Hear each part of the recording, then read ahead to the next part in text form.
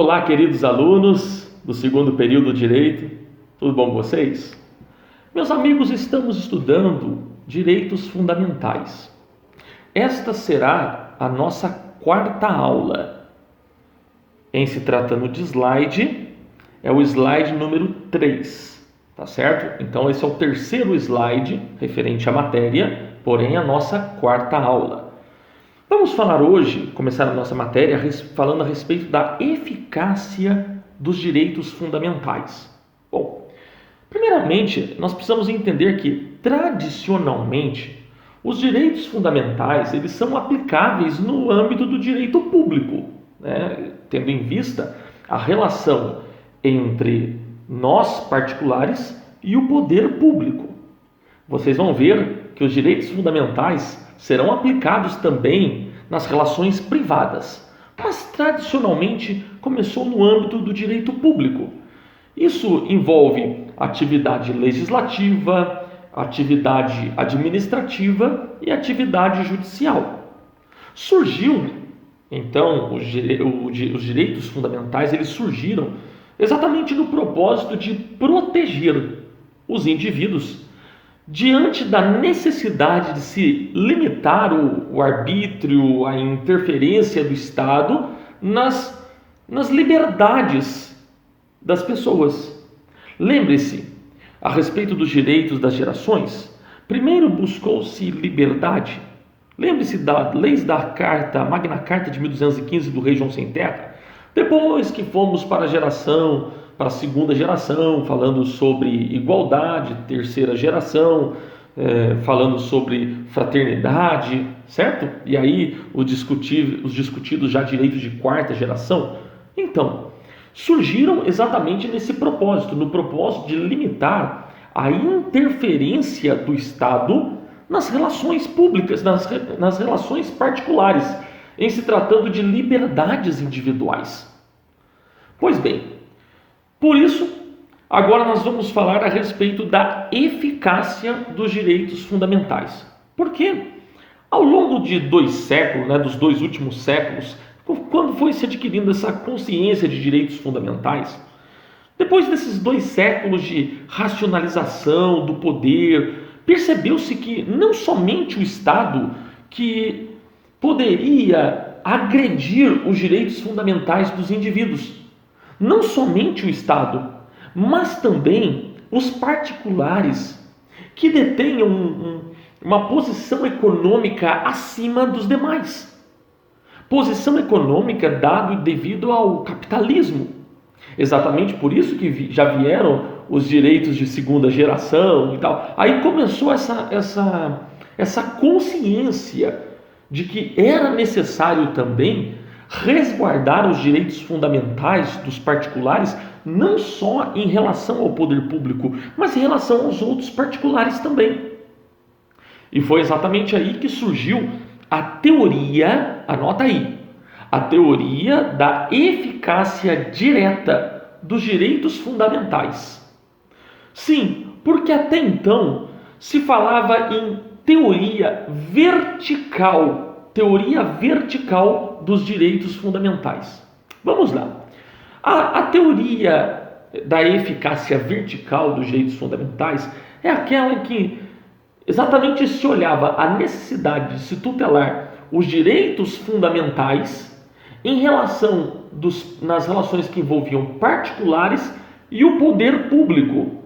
Exatamente porque o poder público ele estabelece uma relação de subordinação do particular consigo, né? Não há uma relação de coordenação, é uma relação de subordinação. Por isso que se fala de eficácia vertical. Afinal de contas, há uma relação de subordinação e nessa relação de subordinação, o particular ele deve ter os seus direitos fundamentais protegidos em relação ao Estado. Por isso, eficácia vertical.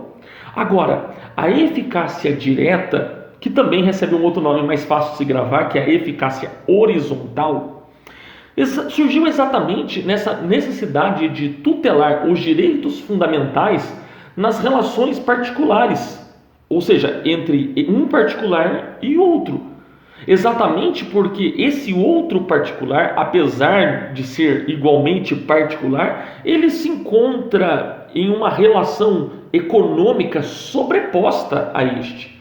Não está numa condição igual ao Estado, senão seria uma relação vertical, mas está numa relação horizontal, em que há uma desigualdade e devido a essa desigualdade é necessária uma tutela.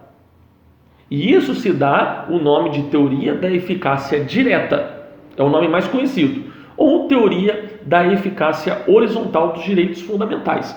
Isso é muito importante. Aí, meus amigos, nós temos relações de trabalho, né, necessidade de garantir os direitos do empregado em relação ao empregador, as relações de consumo, aquele que presta serviço e o consumidor, tá certo? E nós precisamos então atentar, nós temos duas teorias, atenção, duas teorias sobre as aplicações dos direitos fundamentais nas relações privadas. Então vamos lá? Agora não estou falando, portanto, da relação com o Estado. Não estou falando da relação vertical, eu estou falando da relação horizontal. E a respeito da relação horizontal, das relações privadas, nós temos aí duas teorias, tá? A primeira teoria é a teoria da eficácia indireta ou mediata. E a segunda teoria é a teoria da eficácia direta ou imediata. Vamos lá. Falando primeiramente da teoria da eficácia indireta ou mediata. Aqui nessa teoria, os direitos eles vão ser aplicados, os direitos fundamentais, de uma maneira reflexa. E aí nós vamos ter duas dimensões sob a ótica dessa eficácia indireta. Uma dimensão proibitiva e uma dimensão positiva. Tá? A dimensão proibitiva, ela vai ser voltada para o legislador. Exatamente com o propósito de que ele não poderá editar uma lei que viole direitos fundamentais. Ou seja, o legislador ele está proibido de violar, tá, as relações que englobam ferimento aos direitos fundamentais. E nós temos uma dimensão positiva, também voltada para que o legislador implemente os direitos fundamentais. Ou seja, não basta falar quais são os direitos, dizer o direito, mas é necessário legislar de forma que se estabeleça os métodos de tutela, os métodos de implementação desses direitos fundamentais, de forma que se pondere quais direitos, né, devem ser aplicados nas relações privadas. Agora, nós temos também a outra teoria, que é a teoria da eficácia direta ou imediata. Aqui, meus amigos, nessa teoria, os direitos fundamentais, eles já vão ser aplicados às relações privadas, né? Tanto os dois casos que nós estamos falando é sobre relações privadas, hein? Não se esqueçam. Mas nessa eficácia direta, não é necessária uma intermediação legislativa para que isso seja concretizado. Então, atenção, se nós falarmos de relações privadas e direitos fundamentais, nós temos duas teorias. Uma teoria que vai dizer, olha, é necessário que o legislador ele faça uma lei dizendo o que viola, né? E também, melhor dizendo, ele não pode fazer uma lei que viole e também ele tem que fazer uma lei que diga qual é o direito que se aplica no caso. E o outro entendimento, a teoria direta, fala, não, nada disso, o legislador não tem que entrar em ação.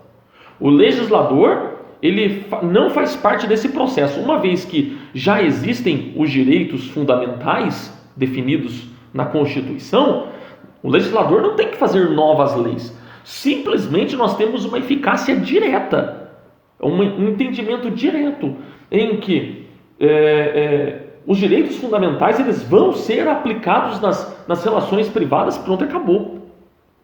E a respeito disso, nós não temos uma manifestação direta do Supremo Tribunal Federal falando assim: nós adotamos a teoria da eficácia direta nos direitos fundamentais. Não, nós não temos esse posicionamento do Supremo Tribunal, mas nós temos julgados do Supremo Tribunal Federal que deixam de forma implícita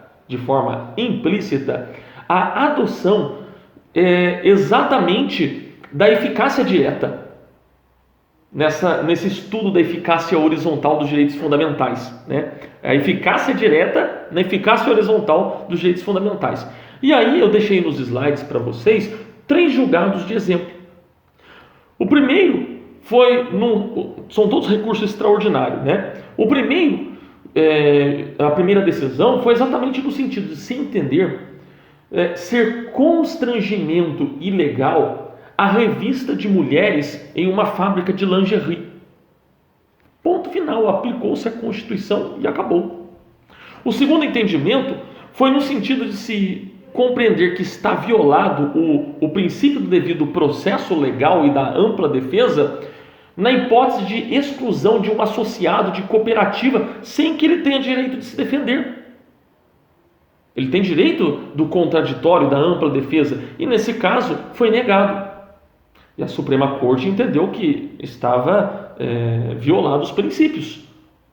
E o outro julgado foi referente à discriminação de um empregado brasileiro que trabalhava numa empresa francesa e por causa da sua forma abrasileirada de falar o francês, né, ele sofria discriminação. E por conta disso, foi entendido que houve o ferimento do princípio da isonomia. Bom, portanto, meus amigos, esses são exemplos de que a Suprema Corte tem adotado a eficácia horizontal dos direitos fundamentais, tem reconhecido, e nos seus julgados de forma implícita está adotada a teoria, nesse caso, a teoria da eficácia direta. Tá certo? Não há manifestação positivada, não há uma manifestação escrita sobre o caso, mas nos seus julgados isso é plenamente perceptível. Precisamos agora falar sobre a eficácia irradiante dos direitos fundamentais. Tá? Exatamente o que é eficácia irradiante? Exatamente uma consequência da dimensão objetiva dos direitos fundamentais. O que é isso? Dimensão objetiva é exatamente daquilo que está positivado na norma fundamental. Tá? Não é uma mera interpretação, não. É uma consequência daquilo que já está previsto na norma, na sua dimensão positivada. Tá certo? Então, isso que é a dimensão objetiva. Então, nós vamos ver um reflexo que vai irradiar da previsibilidade dos direitos fundamentais. Nós vamos ter reflexos que vão irradiar nas 3 esferas do poder: poder executivo, poder legislativo e poder judiciário. E aí, meus amigos, vejam só, falando primeiramente sobre o poder legislativo, na hora de legislar, não será autorizada a elaboração de um projeto de lei, por exemplo, que seja contrário, que não esteja em conformidade com os direitos fundamentais. A atividade de legislar deve se encontrar em consonância com os direitos fundamentais. E também atividade legislativa, não pode deixar de produzir normas jurídicas que sejam indispensáveis para regulamentar direitos fundamentais que às vezes carecem de alguma regulamentação. Daqui a pouco nós vamos falar de um exemplo. Não somente na esfera legislativa, mas também o poder executivo, falando de administração pública, na hora de governar, a atividade legislativa, a atividade administrativa, ela pode ser invalidada se ferir direitos fundamentais. Assim como pode se furtar a aplicar leis, né? O administrador ele pode se recusar, não vou aplicar esta lei, se ele verificar que na lei ou no ato normativo existe algo que viole direitos fundamentais. Digamos que ele perceba que ele tem uma lei ou tem um ato normativo que viola algum direito fundamental, ele fala assim, não vou aplicar essa lei, não vou adotar esse ato normativo, não vou, exatamente porque fere os direitos fundamentais. Então ele tem esse direito de se furtar a aplicação, caso verifique comprovadamente que há uma violação a direitos fundamentais. Nem pode atuar de forma que viole e nem vai atuar se verificar lei que viole ou ato que viole, ato jurídico. Tá certo? Agora vamos falar sobre o poder judiciário. Outra eficácia irradiante dos direitos fundamentais alcança o poder judiciário também. Exatamente, e aí é o que mais fica nítido, né? A atuação do judiciário para resolver conflitos. E aí, meus amigos, às vezes nós vamos ver na atividade jurisdicional conflitos entre direitos fundamentais e a Suprema Corte que irá decidir a respeito disso. Tá certo? Então a atividade jurisdicional é predisposta a concretizar os valores subjacentes dos direitos fundamentais. Vamos falar sobre a abrangência dos direitos fundamentais. Vamos lá? Vamos socorrer primeiro do artigo 5º caput, que eu leio para vocês agora. A quem os direitos fundamentais procura abranger? Artigo 5º caput fala: todos são iguais perante a lei, sem distinção de qualquer natureza, garantindo-se aos brasileiros e aos estrangeiros residentes no país a inviolabilidade do direito à vida, à liberdade, à igualdade, à segurança, à propriedade, continua. Ou seja, no artigo 5º não há distinção entre o brasileiro nato, brasileiro naturalizado também, e o estrangeiro que resida no país. Mas fica uma pergunta: e o estrangeiro que não está em trânsito? E o estrangeiro que não está em trânsito, aqui no Brasil ele não tem proteção dos seus direitos fundamentais? Meus amigos, realmente na Constituição ficou essa dúvida quando você lê, porque afinal de contas, por que não se colocou o estrangeiro em trânsito, só colocou o estrangeiro residente? Hoje, a doutrina, a jurisprudência do STF tem se manifestado no sentido de acrescentar o estrangeiro que não é residente no Brasil, que está de passagem, como o caso de um turista, de pessoas jurídicas, dos apátridas, ou seja, aqueles que não têm pátria, foram expatriados. Há um entendimento de que se estende a todos eles a proteção dos direitos fundamentais. Inclusive, nada impediria eles de ingressar com um habeas corpus. Esse é o caso do habeas corpus 9.4016 de São Paulo, julgado pela segunda turma na Suprema Corte, cujo relator foi o ministro Celso de Mello. É um julgado de 2008. E nesse julgado se definiu exatamente isso, que é irrelevante o fato de um estrangeiro não ser domiciliado no Brasil para que busque tutelar os seus direitos e garantias definidos na norma constitucional, no caso a nossa Suprema Corte. Eu deixo para vocês os slides para vocês lerem, é interessante, tá certo? E aí, meus amigos, nós acabamos de falar que então a abrangência dos direitos fundamentais é referente a todos, certo? E a aplicabilidade? O artigo 1º, o parágrafo 1º, melhor dizendo, do artigo 5º, ele fala o seguinte: olha, as normas definidoras dos direitos e garantias fundamentais têm aplicabilidade imediata, aplicação imediata. Agora, é claro que isso vai ter exceções previstas na própria norma constitucional. exceções previstas pelo legislador constituinte originário. Então, ou seja, as exceções à falta de aplicabilidade imediata das normas referente a direitos fundamentais estão previstos na própria Constituição. É o caso, por exemplo, do artigo 5º, inciso 13, que fala assim: é livre o exercício de qualquer trabalho, ofício ou profissão, atendidas as qualificações profissionais que a lei estabelecer. Ou seja, foi delegada aos próximos legisladores a necessidade de se estabelecer, de se elaborar uma lei que regulamente. Assim, há casos que nós não teremos uma eficácia plena. Lembra que nós damos isso, as normas de eficácia plena, e nós temos as contidas e as limitadas? Portanto, nós temos aqui um caso em que será necessário a regulamentação de um direito fundamental.